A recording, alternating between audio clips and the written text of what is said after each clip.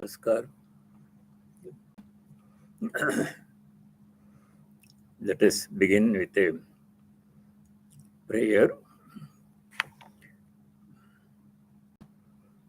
This prayer is from the Vedas. Is Shanti mantra, often chanted at the beginning of study. Om Sahana Vavatu Sahanau Bhunaktu Sahaviryam Karavavagai Tejasvinavaditamastu Ma Vidvishavahai.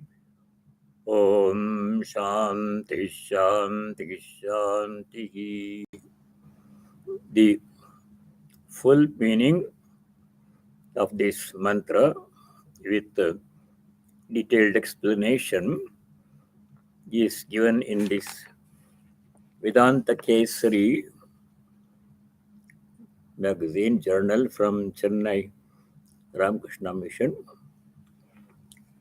This is March 2022 issue. This mantra has several different parts in it. Om with the pranava, with all the mantras, with which all the mantras begin. Sahana Vavatu. Saha now Avatu. Avatu means may the Supreme Lord protect us. May He protect us. Avatu. Now means both of us together. Saha together. Both of us here means this prayer used to be chanted in earlier days together by both the teacher and the students. For both of them, this prayer was important. May the Supreme Lord Brahman protect us both, the teacher and the student. Sahanau Bhunaktu. Bhunaktu means may He nourish us together. Nourishment here means intellectual nourishment, nourishment of the mind. By the study, the mind has to become pure and eventually illumined. So that is the nourishment that they are seeking. Sahaviryam karavavahai. Sahaviryam karavavahai means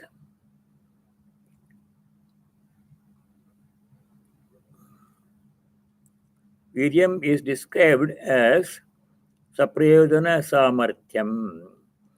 Viryam means the ability and the power to reach the supreme goal of life. That is Viryam. Viryam means prowess, power. Viryam here means may this study give us the spiritual strength to reach the ultimate goal of life, namely spiritual illumination. May the study help us to do that one. That is the prayer. Sahaviryam karavavagai tejasvinavaditamastu. Adita means that which has been studied, which is going to be studied. May our study be fruitful. Sahaviryam tejasvinavaditamastu. That means may our learning. Here, both the student and the teacher are learning. It's not a one-way transmission of knowledge from the teacher to the student. When the teacher teaches, the teacher also is learning. Probably teacher benefits more from the class than those who listen to his teachings. May our learning be luminous. Tejasvi means luminous. Luminous here means the light of knowledge, self-knowledge. May our study bring us self-knowledge. Tejasvinavaditamastu. The last part is Mavidvishavahai. Dvesha means hatred. May we not hate each other. May there be total harmony. Is very important these days. In classrooms, what we hear from teachers, there is all the atmosphere of fear now. With all the violence that is going on in schools, the students are afraid, the teachers are afraid. So may there be no such fear or any kind of negative feeling. May we not hate each other. May there be total harmony and love towards each other, respect towards each other. The students must respect the teacher and be receptive to his or her teaching. And the teacher must also love the students and help them to learn. In the earlier days, in the Gurukulam, the teacher and his wife were like father and mother to the resident students. The students would stay in the cottage home, hermitage of the teacher, and as they were small children when they joined, and the teacher and his wife would take care of them, provide them food and shelter, protection, everything they would provide. So may there be love between the teacher and the student. May there be no hatred or ill will towards each other. And then Om Shanti Shanti Shanti. As we know, 3 levels of peace. First Shanti is Adhyatmika Shanti. Within each one of us, may there be peace in our hearts. May there be peace and harmony in our hearts. If you are not peaceful within, then we cannot find peace outside or anywhere else. Intrapersonal peace within oneself. That is the first one. Second Shanti is Adi Bhautika Shanti. That means peace and harmony amongst all the beings. Not only among human beings, interpersonal, but human beings and other beings like animals and plants. Animals and plants also, people also, can there be disharmony? And plants also can create trouble if we don't use them properly, poisonous plants. So may there be harmony there among all the beings. And the third Shanti is Adi Daivika Shanti, peace in nature. There may be peace within us and in the environment, but if there is no peace in nature, if there is natural calamity, such as earthquake or lightning or forest fires, floods, and hurricane, these create a lot of destruction, loss of human life and property. So may there be peace in nature. That is the prayer, very beautiful prayer, should be chanted at the beginning of our study. So let me chant it again. Om Sahana Vavatu Sahanau Bhunaktu Sahaviryam Karavavahai Tejasvinavaditamastu Ma Vidvishavahai. Om Shanti Shanti Shanti. That is the prayer. Now let us continue. Last time we were doing verse number 62 in chapter 18.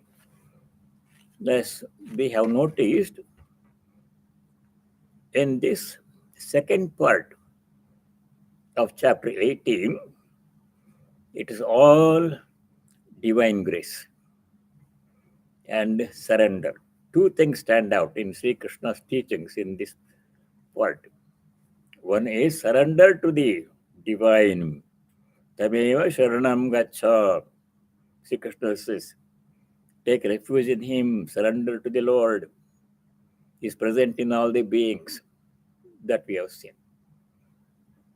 And the second point is everything happens by his grace. Mat prasadat. You come across the phrase mat prasadat, by my grace, very repeatedly in this segment.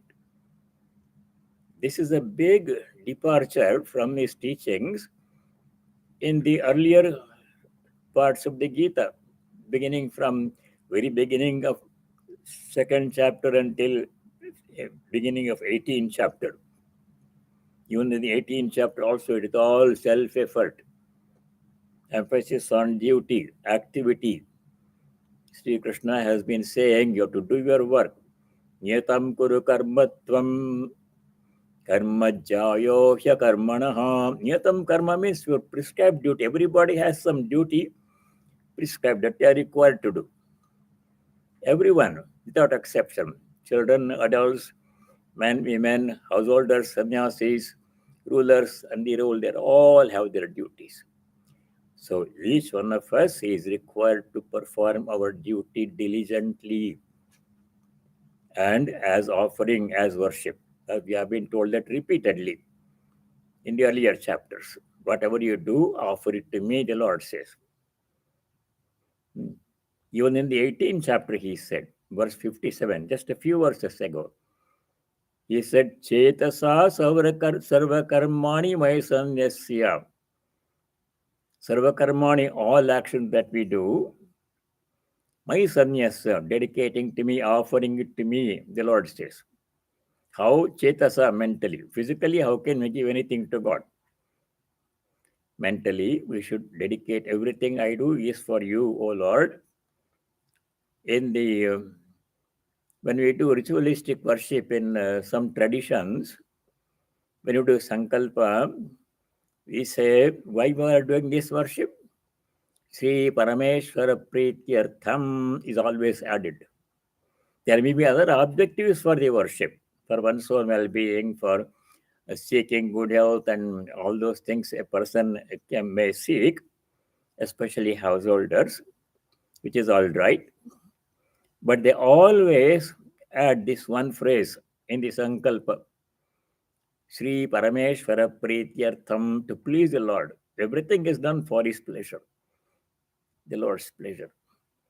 Parameshwara Priti. If we earn his grace by dedicating all our actions to God, then we reach him. That is the idea.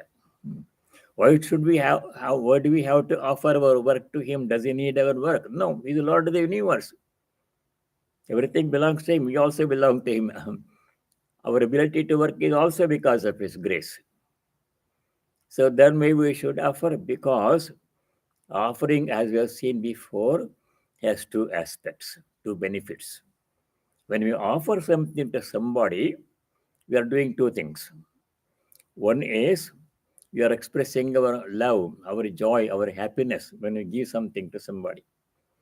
When you give a gift to someone on that person's birthday or at Christmas or Diwali, when you give a gift, why you give? That person already has all those things. Now in this country, everybody has everything. They don't need it. Still we give gift. Why? Because express our happiness.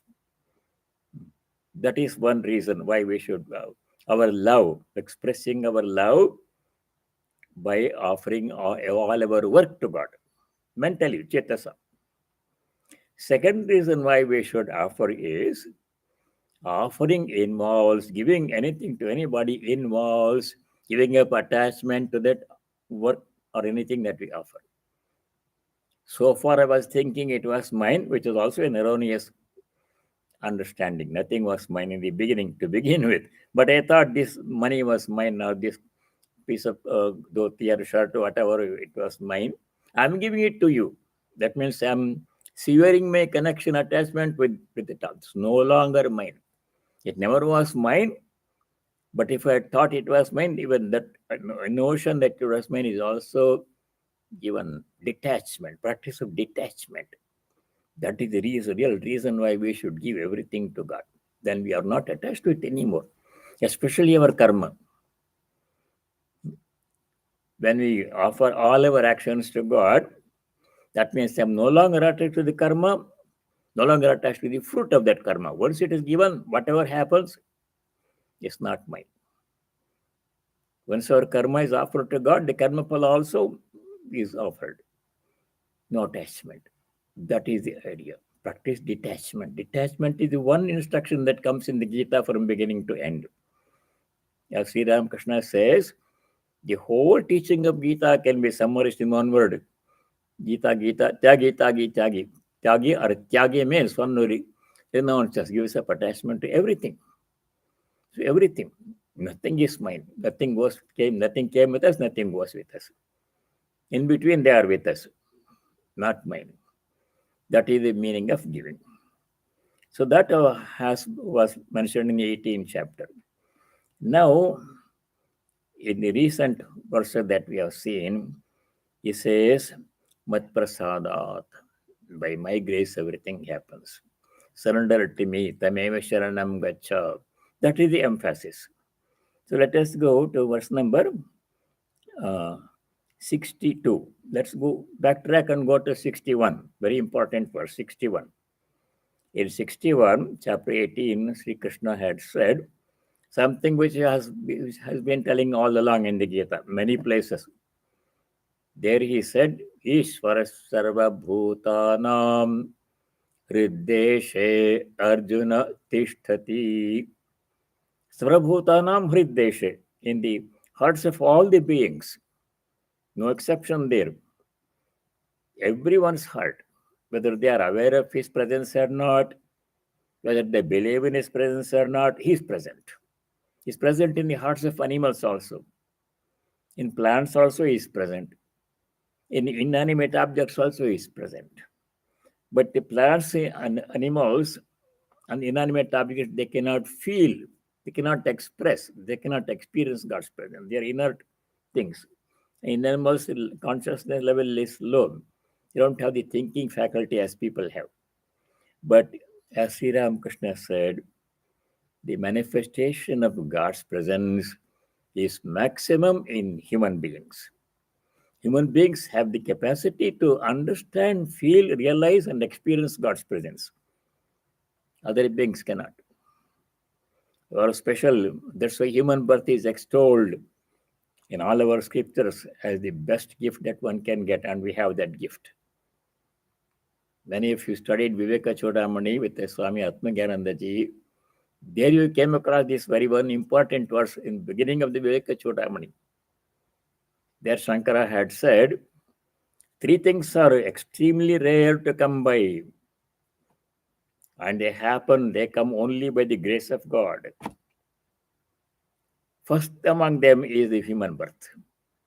If you are born in as some other being, as a cow or an elephant or as some other being, we can't do anything. Just working out our karma, and then when the karma finished, that body ends. Nothing can be done. There are only a couple of instances where animals directly realized God. Those are rare exceptions. One is, as far as I know, I remember, there may be others. One is the cow Lakshmi in Bhagavan Ramana Maharshi's ashrama. It was a cow, but because of Sri Bhagavan Ramana Maharshi's enormous grace, he granted liberation to that cow. So they built a samadhi for the cow. Even now it is, samadhi is there in the ashrama.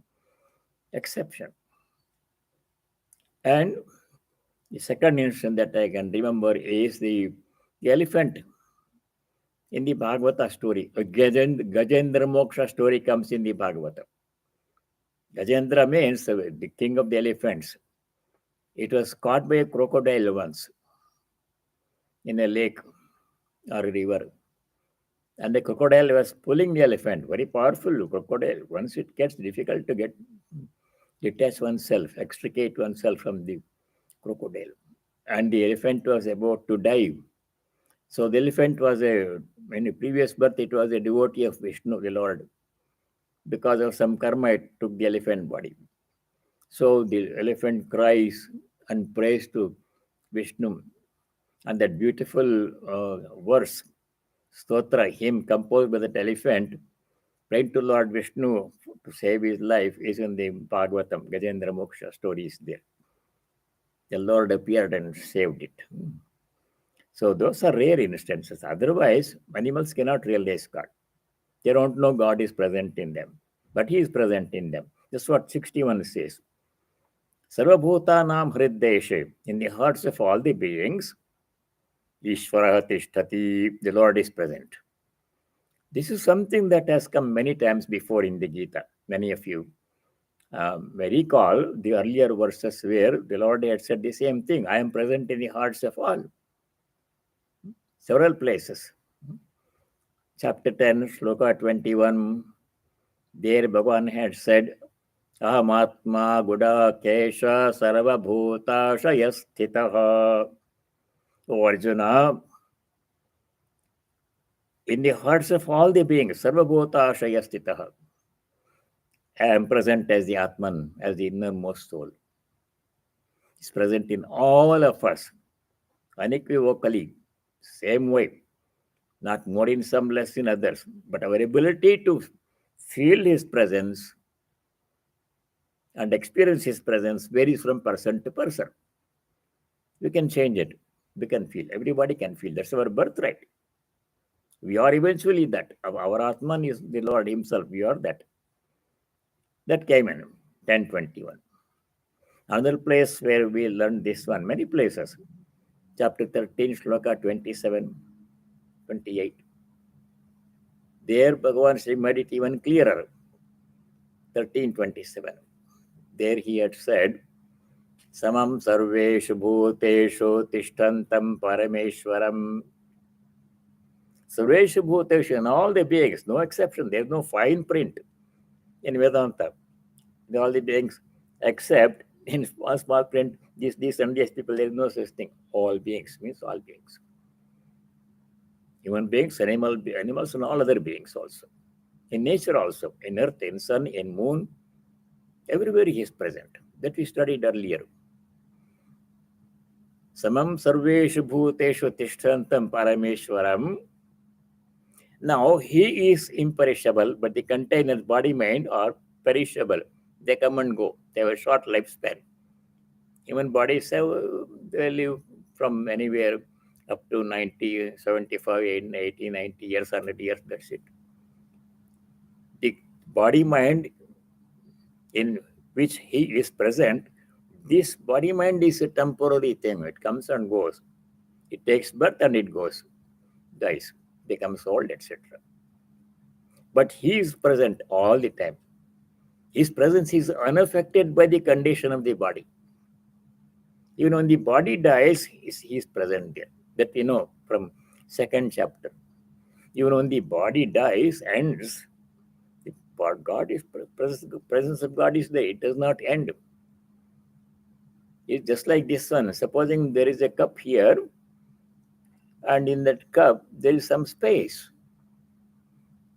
And if the cup is broken, thrown away, the space will not be broken and thrown away. Space is always there. It was there before the cup was made. During the cup, the space is present in the cup.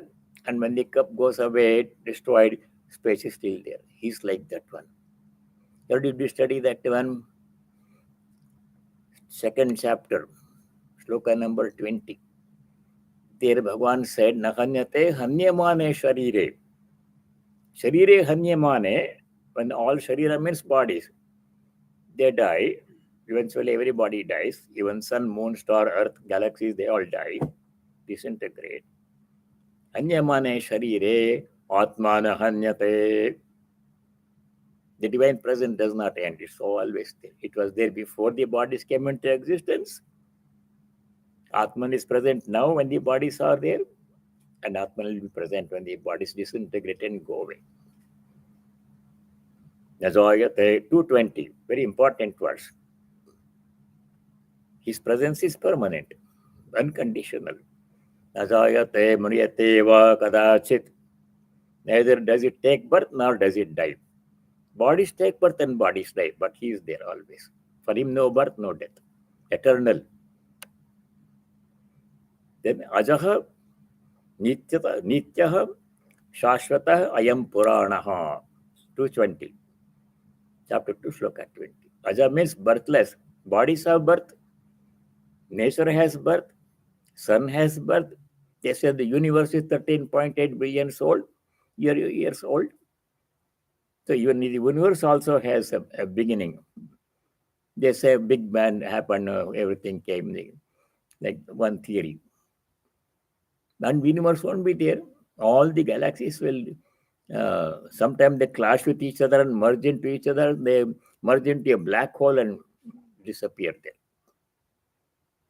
So everything has an end. Jayate mriyate. Atma has no end. Kadachit. Then Ajantya Shashvatah, permanent. Prana, ancient, beginningless. Hanyate, hanyamane, sharire. Chapter 2, verse 20. Very important verse. Atman is always there. So that's what we studied in in sloka 61. Very important verse.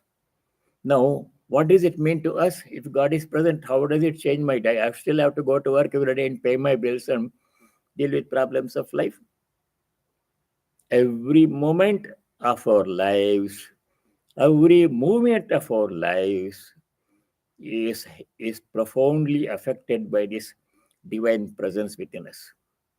Unless He is present within us, nothing can happen. I can blink my eyes, I can't lift a finger. Trees cannot grow and give fruit.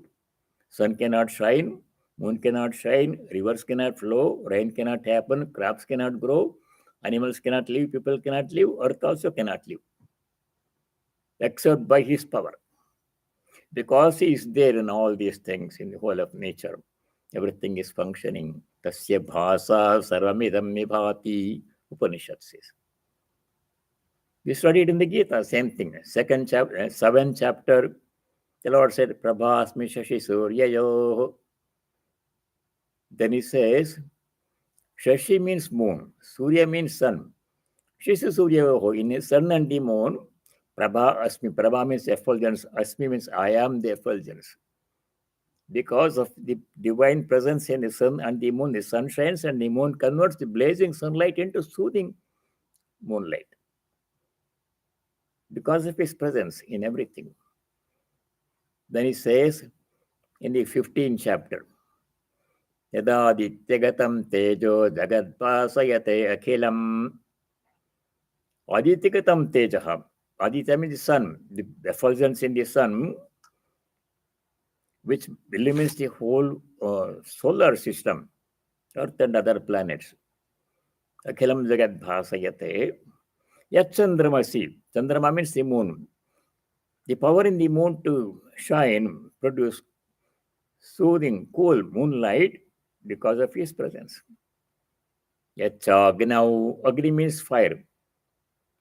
The power in fire to burn everything, produce heat and warmth because of God's presence in the fire. Fire burns, produces heat and light also because of God's presence in it, God's power in it. Sun shines because of His power. Moon shines. Everything happens because of the Lord's power. So that is what He is saying here in 18:6. Very important point we have to remember. Now, how does it affect my daily life? In profound ways. Every time you see somebody, whom are you seeing? A person comes, or a relative or friend or co-worker or a stranger comes. Who comes? The Lord Himself comes. He's present in that person. I should recognize God's presence in that person and show respect to that person. That's why when you see somebody, in our culture, we have this tradition of greeting somebody by taking God's name, reminding oneself God's presence in that person. When you see somebody in the morning or anywhere in the office or elevator or somewhere, you say, Ram Ram Ji ki, Jai Ram, Jai Sri Krishna, Namaskar, Namaste, Vanakkam. Why? Recognizing divine presence in that person. In ourselves, in anybody else, in everything else, object also. As we know from that incident in the Holy Mother's household, even in the broom, which is used to sweep the floor, a humble thing, Also, we have to see divine presence in animals, in plants, in inanimate objects, everything, in every work that we see. He is there. So that alters our whole life, our perspective, our relationships. All relationships must be based upon the divine. This instruction we read. All relationships, my relationship with my body is the abode of temple. God, He is present here, so I must take care of this nicely. It is His abode, His residence, His dwelling here. And I have to take care of it nicely, use it for the purpose for which it is given. Similarly, other bodies. Everything that I have, the money I have, the property I have, the house or car, everything is His presence is there. Is there in everything, animate and inanimate. So I have to deal with those things nicely, properly, carefully, gently, with compassion. Animals especially, plants especially. No violence towards anybody. That so profound implications are there of this knowledge that is present in all at every time, all time. Everyone is present. So whatever I say, who is hearing? Some people are listening to my lecture here, some people are at home. Who is hearing? He, in everyone.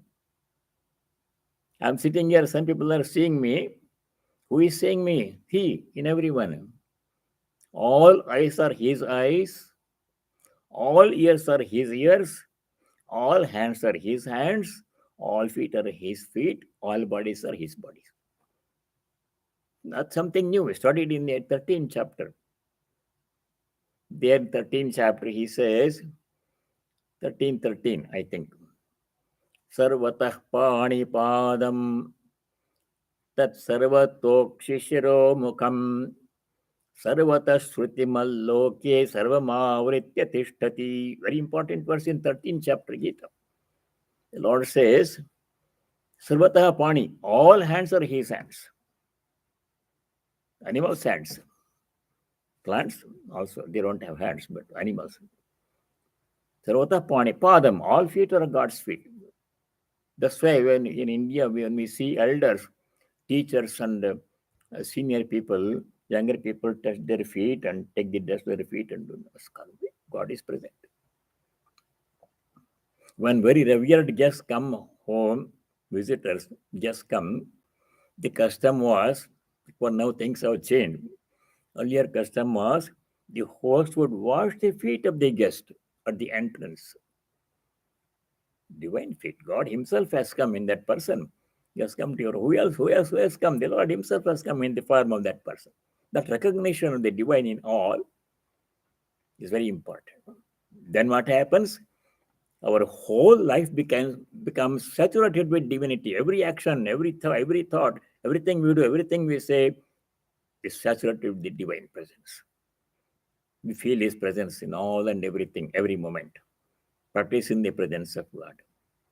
That is the implication. So we can ask, what did you use of? You say God is present, and also what?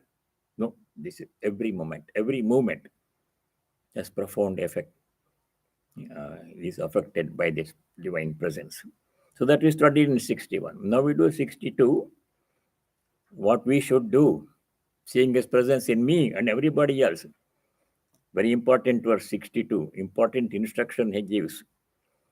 Tameva sharanam gaccha sarvabhāvena bharata tat prasadat param shantim sthanam prapsasi shashvatam.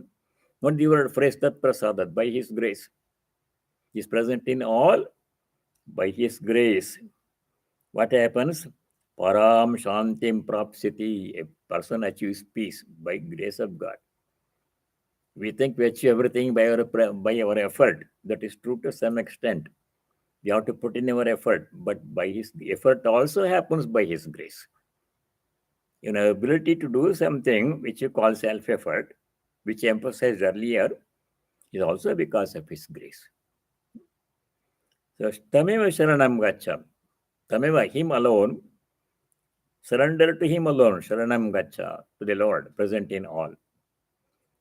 Sarvabhāvena, in every way, by using with our heart, soul, body, mind, actions, everything surrendered to him. The whole personality is surrendered. Sarvabhāvena tameva sharanam gacha. Take refuge in him alone. Other refuges, they are not dependable. In the Narada Bhakti Sutra, Narada says, Anyāśvaraḥ tyāgaha. Ashraya means something in which we take refuge, for which we look for support. Some people believe that if I have a lot of money, then I don't need anything. I don't need anybody else, nobody else. Why do I care for other people? I have a lot of money. I can buy whatever I want. That feeling is there. Money is support. If money, I don't care for anything else. God, everything, not necessary. Money is there. I can buy everything, do whatever I want. Their ashraya is money. They take refuge in money. Their source of support is money. But soon they will realize that is not really, it will be disappear. We are standing on the support of money. At the time of need, it is pulled away from our feet. The person with billionaire will become a homeless person. It can happen very quickly. Not dependable. It's not dependable. The only dependable support is God. Some people say, I can depend upon my family. They will come to my rescue whenever I want. They help me. That is good, but that's only temporary dependence. They will help you if the conditions are suitable, favorable, and then they may not be there after some time, or they may be there, I may not be there. When I need them, they may not be available. Can depend upon that support. It's good to rely on these things, good ashraya. All these things are necessary. Should not throw them away. Depend on them. But the ultimate, only unfailing refuge is the Lord Himself. Tameva sharanam gacha. Eva means by Him alone. Take refuge in Him. Other refuges, ashrayas, are good as long as they are there, but not permanent, not dependable. Tameva sharanam gacha sarvabhāvena bharata, in every way. The heart, soul, all our actions, all our possessions, everything His. Tat prasadat, very important. It comes several places. Mat prasadat, tat prasadat, recent verses. By His grace, tat prasadat, by the grace of the Lord, param shantim prapsyasi, you will reach supreme peace. Sri Krishna is saying to Arjuna. When he says all these things to Arjuna, the Lord Bhagavan is saying this to every one of us. In the introduction to the Bhagavad Gita, Shankaracharya has a long introduction before beginning to comment on the Gita. There he has given an important point. Whatever Sri Krishna told Arjuna, though it was only given to him, to one person, not even other Pandava brothers, only Arjuna was told all these things in a battlefield. But whatever he said, everything is applicable to whole mankind. Now, through Arjuna, it came to us. Arjuna, making him the instrument, nimitti kritya, making Arjuna the nimittam, the instrument, Bhagavan gave the teaching to all of us. So it applies to every one of us. Tat prasadat, by His grace, param shantim prapsyasi, will get supreme peace. The peace we get from other things, they are not dependable. If everything is all right, if health is good, I am peaceful. If money is there, I am peaceful. If good position, job is there, I am peaceful. If family is good, I am peaceful. But those are changeable things. They come and go, not dependable. The only thing that gives us permanent peace, supreme peace, unconditional peace, Christians call it peace that passeth understanding. Only the Lord can give that one. Tat prasadat, by His grace, param shantim prapsyasi. Not only that, supreme peace you will get by His grace. Seek His grace. Not only that, sthanam shashvatam sthanam prapsyasi. Shashvatam means permanent abode. Sthanam means abode. We reach our permanent abode by His grace, tat prasadat. What about the abode we have now? Somebody has a nice building, nice big bungalow, and 130 rooms and everything, servants and everything. Ambani has such a big house in Mumbai. Whatever that abode, not always. As long as it is there, it is there. Permanent abode is only the Lord. In Him, with Him, we are there always permanently. He never forsakes us. All other things will be pulled away from us. When we need them, they are not there. But He is the permanent abode. Sthanam Shashvatam Prapsisi. What is the sthana? It was defined. What is the permanent abode? Is this not abode permanent, this earth, this world? No, it's not permanent. We have to leave this. You can only stay here for some time.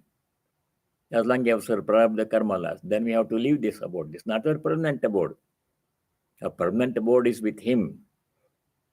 That was in chapter 15, verse number 4. Bhagavan had said, Tata padam tat parimargitavyam. Padam means supreme abode. Parimargana means searching. We have to search, reach for the supreme abode. This is not our permanent abode. It's a temporary place. We are here only for something. This is not our permanent abode. We have to leave this one sooner or later. The permanent place where will always be there, can always be there. There is no question of departure. Once you go there, the Lord Himself, His abode. Yasmin gata nanivartanti bhoyaha, 15:4. Once you go there, bhuyana nanivartanti. We don't have to come back to the temporary place. This place of suffering. In the 8th and 9th chapters, in the 15th chapter, and several places, 8th and 9th chapter, Bhagavan had said, the Lord who created this world, He said, Anityam asakam lokam imam prapya bhajasamam. The Lord who created this world, the Creator, He Himself has said, Anityam asakam lokam. This loka is anitya, temporary. Is there today, tomorrow it is not there. Asukam, there is no sukha in this world. We are trying to find sukha in the world where He Himself says, who made it, says there is no sukha in this world. So what is the permanent abode? The Lord Himself. That is why when Narendra, later Swami Vivekananda, sang this song in front of Sri Ramakrishna, he went into Samadhi. What was this song? Mano cholo nije niketane. Oh my mind, go back to our own abode. This abode is not our Nija Niketan, is not our home. We are here, we call it our home. We think we'll be here forever. No. His place, His abode is the Parandhama. This is a permanent abode, where we belong. We don't belong here. We are straying. You are strangers here. You have strayed into this world by mistake. Because of our karma and our desires, we are in this world. Otherwise, we'd be staying with Him. That's where you have to go back to our own abode. Let us go back to our own abode. That's what He is saying here. Sthanam, Shashvatam Sthanam, Prapsisi. How can we go back there to our permanent abode? Tat prasadat, by His grace. We have to take the first step. The rest of it is done by His grace. I told you before, Swami Turiyananda in one of his letters, those days, fortunately, there was no email or even not even typewriter. Letters were written by hand, and some are preserved, 130 some letters written by Swami Turiyananda, some in Bengali, some in English. They're all published in English, translated by Chetanandaji. The book is called Spiritual Treasures. I recommend that you study that book. That was a Swami Turiyananda. Excellent letters. Inspiring letter. Every letter is inspiring. Short. 1 page, half a page, 2 pages like that. There, one letter he wrote. If you take 1 step towards God, God takes 10 steps towards you. And how did he write that one? He said, from my experience, I am writing this, he said. The knowledge we are dealing with is second-hand knowledge. Is something in the Gita I am reading and I am translating. But what he said, Swami Turiyananda said, was from his experience. He said, if you take 1 step towards God, He takes 10 steps towards you. So that 1 step we have to take. That is our responsibility. We should tell the Lord, oh God, I've come here by mistake in this world, to this world. Everywhere I see suffering is there. A little bit of pleasure now and then, but goes away. Everywhere suffering. Look around everywhere, violence, suffering, everything, evil. I don't want to leave. This is not my place. My place is with you, at your lotus feet. Please take me there. You have to pray like that one. If you make that prayer, then he will come and take us to his abode by his grace. Tat prasada. Or alternately, I can simply be happy here. You can buy a bigger house, so I'll be happy. If I bigger, more expensive electric car, I'll be happy. If I have another child, I'll be happy. If I get president from position, I'll be happy. I'm happy looking for this and that. This will give me happiness. I have no use for God. All right, stay here as long as you want. Who says?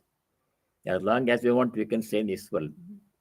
There's no compulsion. But once you become tired of all these things, then you say, oh Lord, all this is useless. I've tried, I've been there, I've done that. I'm done with that one. This is not going to give me happiness. I want only you. None of these things. Please take me. First step. Then he will come and take us. Unless I take that first step, if I'm happy with these toys, child is playing with the toys happily, then mother is watching. And the child becomes tired of the play. All these toys, family, job, money, body, pleasure, enjoyment, entertainment, all these toys I've done. I don't want any more. I'm tired. I only want you. When I cry that, pushing aside all these things, then he will come. Take me there to his abode. Tat prasada. Very important phrase. This shloka is very interesting, 62. So what we should do, we should examine how much happiness can I get in this world. That's what Upanishad says. Parikshalokan karmichatan brahmanaha nirvedamayat. When the urge comes to see God, look for God, only when we are examine the offerings of the world, we know the limitation. This is enough. This all it can give. I don't want this. Not enough. I want God only. When that determination comes, then He's ready to receive us. If you are busy with happy with this worldly life, one more car, one more next birth also, I will be born in a better family, richer family. I will. That is, if you are happy with that, be happy with that. It's not compelling us. When you become tired, I don't want any of this. I want only you. But that's our first step. Then if I say that, and the child pushes away all the toys and says, oh mother, I'm done with the play, I want you, then she will come. Tat prasadat, by his grace, param shantim shashvatam sthanam prapsasi. So we have to take that first step. Then he is ready. Mother is ready. Child has to express interest. Busy with the toys, or be with the toys. Nobody is compelling us. So that is the interesting thing here. Tata padam tat, that is the 15.4. Then if when we become tired of this play, of all these things, bodily enjoyment and money and pleasure and all those things, then we should say, as we are told in the 15.4, tameva chadyam purusham prapadye. Tameva purusham prapadye. I take refuge only in him. Prapatti means refuge. Saranagati. I'm not interested in this world anymore. All these things, all limitations, they come and go. 522, that has come so many times. All these worldly enjoyments, they cannot give us lasting happiness. For some time they give us happiness, then they will change. 522, important word. We have be convinced of that one. This was Sri Ramakrishna says, Bhogante. When you reach the end of enjoyment, then you look for God. Then He is there. As long as we're busy with the enjoyment of this world, then God maybe may not be. Maybe weekend, Saturday, go to Vishnu temple, do prasad, and that is enough. But when sincerely, I don't want all these things. I want only you, oh Lord. When they do that one, He will come. Until then, He will let us play. All right, go on playing as long as you want. One more birth, go on. 10 more births, fine with Him. So here say, Tameva chadyam purusham prapadye. Tameva purusham prapadye. I take refuge only in Him. Tameva, only in Him. Not in anything in this world. 15.4. chapter 15, verse 4. When that conviction comes, then we move towards God rapidly. Tat prasadat param shantim sthanam prapsi shashvatam. That is 62. Then in the 63 is a concluding instruction. Hereafter he concludes, then he gives 66 most important verse in the whole of Gita. We'll come to that next time. 63. Iti te jnanamakyatam guhyad guhyataram maya vimurshaita dashayeshena yathechasi tatha kuru. Here the Lord Sri Krishna has given to Arjuna what a real teacher does. The teacher says, I've given you all the instructions, all the information, all the instructions, pros and cons of everything. Now you examine whatever I have said. Don't accept it blindly because I said so. Not because he said so. Examine everything critically. Then, if you are convinced of it, accept it. So the teacher gives the freedom to the student. The teacher does not say, because I say so, you should do this one. That's not the role of a teacher. Teacher says, these are the pros and cons. This is the world, this is God. If you do this, we'll reach God. That he has given all that instructions so far. Now, I have given you all the information that you need, knowledge. Examine for yourself critically. Don't just take my word for it. And then you decide. See, that phrase is very important. Shri Krishna does not say to Arjuna, you should do exactly as I say. He doesn't say that one. Do as you please. Yatha ichasi tatha kuru. Do as you please. I've given you all this information. The beautiful environment. That's how teacher used to be. Not because I say so. Sri Ramakrishna, when Naren went, he didn't believe in the divine mother, all those things. He said, he dismissed Sri Ramakrishna's visions as hallucinations, your mind, all but Sri Ramakrishna said, take your time. One day you will roll on the ground taking divine mother's name. Sri Ramakrishna did not say she is true, accept it. No, he said, all right, take your time. Then Swamiji said, yes, it happened nicely.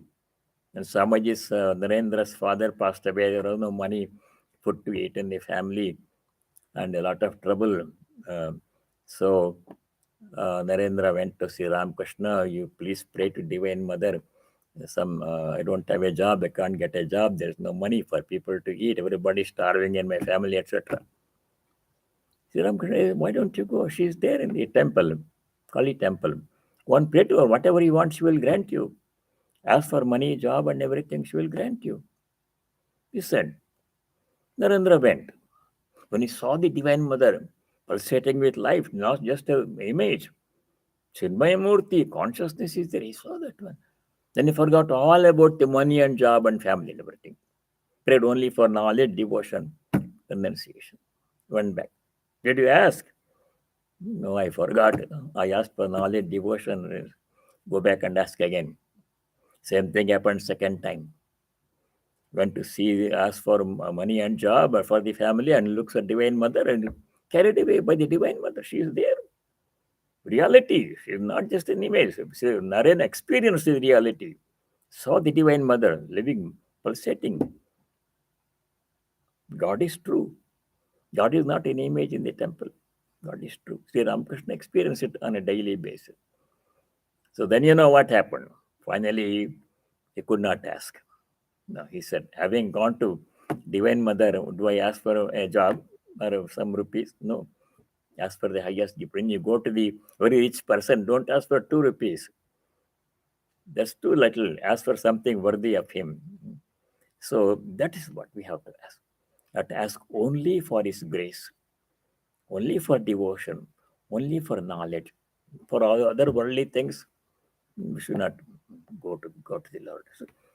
So he says, do as you please. 63. Idam te jnanam akyatam.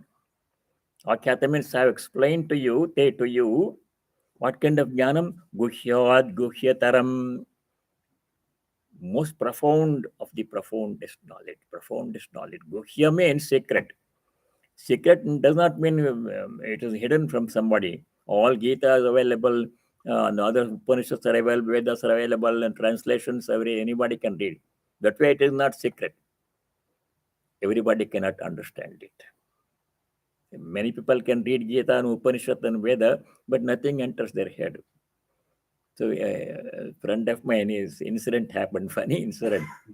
A gentleman came from India, a little bit middle-aged person. He was a professor of economics in some university there. In India, and professor means everybody gets up and enters the class, or sir, like that one. But he is joined as a PhD student. There is no sir, etc. And the secretary calls him by first name. He was not ready for culture shock.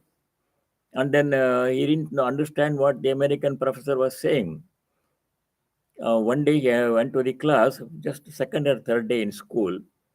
It happened in University of Pittsburgh. I was there at that time. He happened to stay with us. That's how I know this story.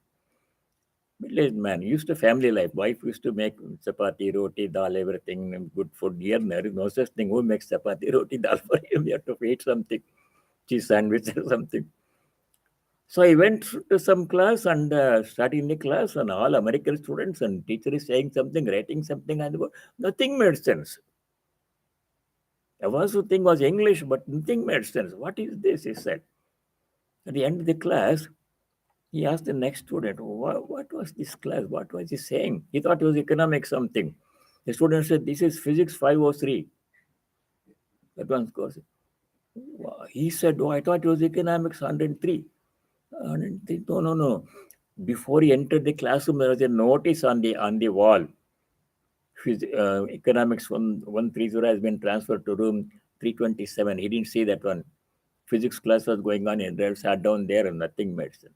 Like this, if I attend a class in quantum mechanics, what do I understand? No. Gita is like that. It's available to everybody. Unless the mind is prepared, we can't understand it. In that sense, it is esoteric, secret. Is ready, available only to those whose minds are prepared. If the mind is not prepared, even I can read the slokas and memorize slokas, and nothing happens. So, Guhyat Guhyataram idam jnanam maya akyatam. I have given this most profound secret knowledge to you. Vimarsha etad ashesha. Asheshana means exhaustively. From every angle, vimarsha, examining it critically, what I have said. Don't accept it because I said so. Examine everything critically from every perspective thoroughly. Then yathecha citta kuru. You decide whether you want to fight or not. See, that's the beauty of a teacher. He does not say everything I say you should believe, accept. He says, this is the information, this knowledge, you examine it. If you are convinced, accept it. That's the beauty of this teaching. Then 64. This is easy, so we'll finish this one too. Then we come to the most important person, 65. 64 we can do. Sarvaguhyatamam bhūyah sruname paramam machah iṣṭhosī me dridamiti tato vakshyami te hitam. This is an introduction to what is going to say. One of the most important slokas, two most important slokas in the whole of Gita, 65 and 66. So he is preparing Arjuna's mind to receive that one. 64, he says, Sarva Guhya Tamam. Guhya means that secret. Secret means not available to, comprehensible to everybody unless mind is prepared. Bhuyaha. Bhuya means once again, Me paramam machaha shrunu, listen to my supreme words. There he is going to repeat. Summary of all Gita he said in his 17 chapters, 2 to until now, he is going to mention 65 and 66. So this is introduction to prepare Arjuna's mind. Why I am saying this to you? Because you are very dear to me. Iṣṭhosī me dridamiti. Ishta means you are dear to me. Arjuna is very dear to Krishna. The teacher, the student is very dear to the student. The student is very dear to the teacher. That's why out of love he teaches. Out of compassion he teaches. This teacher teaches. Not for money or anything. Ishtosi me dradamiti. Dradam is dearly, you are very dear to me, very dear to me. Iti. Because of that, te hitam vakshyami. I'm going to tell you what is good for you. Hitam is what is good for you. Vakshyami, I'm going to say. After saying all these things in 17th chapter, is going to summarize his whole teachings in 2 shlokas coming next 65, 66. Prepares Arjuna's mind. Because you are very dear to me, O Arjuna, I'm going to say once again, Bhuya, once again. He has said so many things, so many repetitions have come. Bhuya means again, I'm going to tell you in summary something very important because you are very dear to me. Ishtu me. So we'll stop here, and next time we shall continue 65, 66. After 66, the Bhagavad Gita practically ends, teaching ends. Then remaining 12 shlokas are conclusion. So let us say the closing prayer. Om sarve bhavantu sukhinah, sarve santu niramayah, sarve bhadrani pashyantu, ma kaschid dukkha bhag bhavet. Om shanti shanti shanti. Om, may all be happy, may all be free from suffering, may all realize and practice what is noble, dharmic, and virtuous. May there be no suffering at all for anyone. Om peace, may there be peace and joy in our hearts. Adhyatmika Shanti. May there be peace and harmony amongst all the beings. Adi Bhautika Shanti. And may there be peace everywhere in nature. Adi Devika Shanti. Hari Om Tat Sat Sarvam Sri Ramakrishna Arpanamastu. All of you stay well, and God willing, see you next week. This Sunday we have Holy Mother's birthday puja, 18 December, 11 o'clock. You can either watch from home or attend if possible.